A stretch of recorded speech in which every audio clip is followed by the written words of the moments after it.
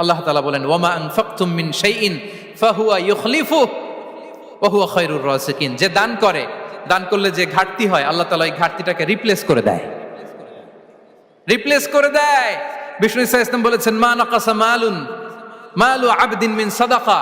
Charity করলে, দান করলে আল্লাহ তার সম্পদ কখনো কমায় না। প্রতিদিন সকালবেলা দুজন ফেরেশতা নেমে বলতে থাকে আল্লাহুম্মা আ'তি মুনফিকান খালাফা, আল্লাহুম্মা আ'তি মুমসিকান চালাফা।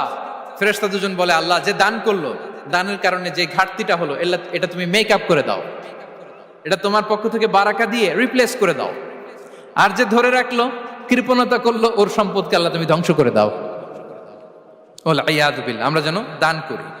এরপরে বিষ্ণু ইসা ইসলাম বলেছেন বেশি বেশি হজ উমরা করলে, বেশি বেশি যদি কারো সাধ্য থাকে, ফিনান্সিয়াল ক্যাপাসিটি থাকে, বেশি বেশি হজ উমরা করলে তার রিজিকে বারাকা নেমে আসে। সব শেষে হচ্ছে দোয়া করা।